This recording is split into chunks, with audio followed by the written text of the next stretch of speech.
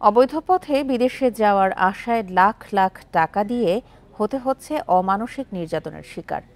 সেসবের ভিডিও পাঠিয়ে পরিবারের কাছ থেকে আবারও দফায় দফায় আদায় করা হচ্ছে টাকা। গত ১.৫ বছরে মাদারীপুরের শিবচরের বিভিন্ন ইউনিয়নের এমন অর্ধশত তরুণের এখনও সন্ধান মেলেনি। স্থানীয়দের অভিযোগ, এলাকার চিহ্নিত দালালদের শাস্তি না হওয়ায় থামছে না দৌরাত্ম্য। ভাগ্য বদলের আশায় ইতালি যেতে চেয়েছিল শিবচরের নীলক্ষী ইউনিয়নের মাসুম মুন্সি। এলাকার দালাল আবুল কালাম মুন্সি ১৪ লাখ টাকায় পৌঁছে দেওয়ার কথা বললেও পরে লিবিয়ায় নিয়ে বিক্রি করে দেওয়া হয় তাকে। উল্টো আরও ২০ লাখ টাকা আদায়ে করা হয় নির্যাতন। পরিবারের সাথে এখন আর কোনো যোগাযোগ নেই তার। জীবিত কিনা তাও জানা নেই। অনেক মারধর করছে। ছেলে বলে আম্মু আমি তো বাঁচবো না, আমার এইভাবে মারতে আছে। তারপর আমরা কি করবো, আমাকে জায়গা জমিন বিক্রি করে পরে টাকা দেওয়া লাগছে। প্রায় ৩৫ লক্ষ টাকা, ৩৪-৩৫ লক্ষ টাকা ও হাতিয়ে নিয়েছে। এখন আমার ছেলের কোনো খোঁজ খবর নাই। একই গ্রামের সোহেল আহমেদ ও সোহাগ মোল্লাও ইতালি যাওয়ার আশায় দালাল আবুল কালামের খপ্পরে পড়েন। অমানসিক নির্যাতনের কারণে দুজনের পরিবার থেকে প্রায় ১ কোটি টাকা দেওয়ার পরও মেলেনি সন্ধান। আমাদেরকে সুন্দরভাবে বুঝাই বলছে যে আমরা জানি যে বৈধভাবে নেবে, তারপরে আমরা পর্যায়ক্রমে ১৪ লাখ টাকা দেই যে বৈধভাবে যদি নেবে, আমাদেরকে না বললেও অবৈধভাবে লিবিয়ে নিয়ে যায়। বলে টাকা দিবি নাহলে তোর বাইরে মেরে ফেলাম। পরে আমরা আবু কালাম লাগে যোগাযোগ করতে চেষ্টা করি, ও যোগাযোগ করে না। ও একবার ফোন ধরে না, ধরে বলে যে এটা আমি জানি না। দালাল চক্রের কবলে পড়ে নিঃস্ব নীলক্ষী সহ কয়েকটি ইউনিয়নের অর্ধশত তরুণ। দ্রুত তাদের আইনের আওতায় আনার আশ্বাস প্রশাসনের।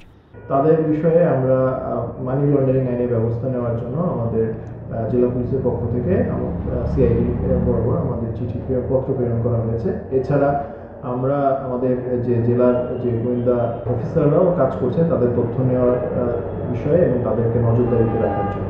মাদারীপুরে মানব পাচারের ২ শতাধিক মামলা হলেও জামিনে বেরিয়ে আসায় থামছে না দালালদের দৌরাত্ম্য। Independent news. এ বিষয়ে জানাতে মাদারীপুর থেকে যোগ দিচ্ছেন সহকর্মী রিপন চন্দ্র মল্লিক। রিপন, মাঝে মধ্যেই অবৈধ পথে বিদেশ পাড়ি দেওয়া ব্যক্তিদের নির্যাতিত হওয়ার খবর আমরা শুনতে পাই। এরপরও কেন এই প্রবণতা বন্ধ হচ্ছে না, আর দালালদের বিরুদ্ধে কেন ব্যবস্থা নেওয়া হচ্ছে না?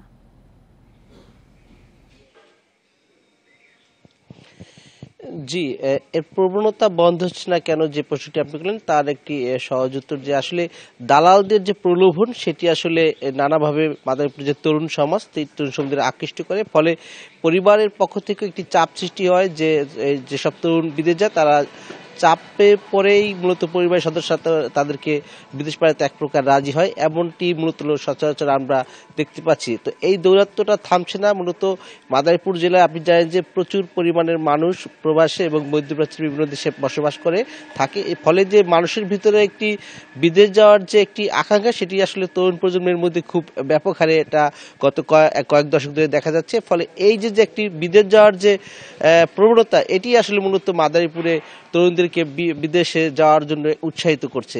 এই সুযোগটি আসলে নিচ্ছে মাদারীপুরের এক শ্রেণীর দালাল চক্র। সেই দালাল চক্র শুধু আমরা যে প্রতিবেদনে যে দালাল আজকে দেখিয়েছি আসলে শুধু উনি মাত্র একটি মাত্র দালাল, এরকম আরো অনেক শত শত দালাল রয়েছে যারা মূলত সবসময় মাদারীপুরের বিভিন্ন ধরনের তরুণদেরকে বিভিন্ন প্রলোভনের ফাঁদে ফেলে মূলত এই বিদেশ যেতে উৎসাহিত করে। ফলে এরপরে বিশেষ করে মাদারীপুরের অধিকাংশ তরুণ মূলত লিবিয়া হয়ে ইটালি যাওয়ার জন্যই মূলত আগ্রহী হয়ে উঠছে বেশি সম্প্রতি কয়েক বছর ধরে দেখা যাচ্ছে। ফলে এই যে লিবিয়া নিয়ে পরবর্তীতে দালাল চক্র তাদের যে একটি সিন্ডিকেট রয়েছে মাফিয়া, সেই মাফিয়াদের কাছে এই সব মাদারীপুরের তরুণদেরকে জিম্মি করে পরিবারের কাছ থেকে অতিরিক্ত অর্থ আদায় করছে। এটি আসলে এখন মাদারীপুরে একটি নিয়মিত ঘটনায় দাঁড়িয়েছে।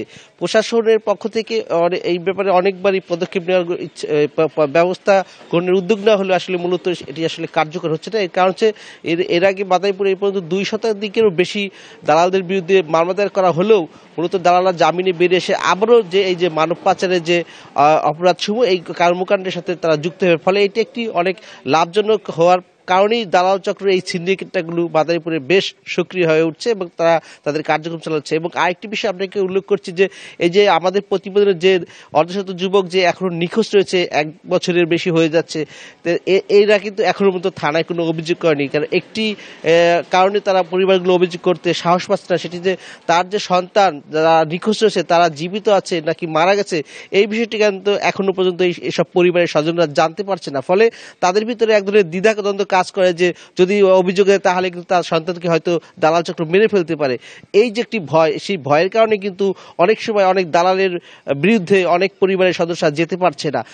এইরকম একটি পরিবেশ মাদারীপুরে বর্তমানে কিন্তু আমরা দেখতে পাচ্ছি যে মানব পাচার যে সক্রিয় সিন্ডিকেটটি সেটি আসলে নিয়ন্ত্রণ করা কোনোভাবে সম্ভব হচ্ছে না। ফলে এই যে বিদেশ যাওয়ার যে প্রলোভন, তাদের ফাঁদে মাদারীপুরের তরুণরা পড়ছে এবং তরুণরা কিন্তু এই বিশেষ করে ইউরোপের দেশগুলোতে যাওয়ার জন্য বেশি আগ্রহী হচ্ছে এই অবৈধভাবে, এবং সেখানে তারা অনেক টাকা খরচ করছে এবং বিভিন্ন তরুণদের পরিবারগুলো কিন্তু এতে নিঃস্ব হয়ে পড়ছে, এমনটি আমরা দেখতে পাচ্ছি। ফলে এই দালাল চক্রের বিরুদ্ধে প্রশাসনকে কঠোর হাতে দমন করার দাবি জানিয়েছে মাদারীপুরের স্থানীয় সচেতন নাগরিকরা। তো আমার কাছে এই ছিল মাদারীপুরের মানব পাচারের সর্বশেষ তথ্য।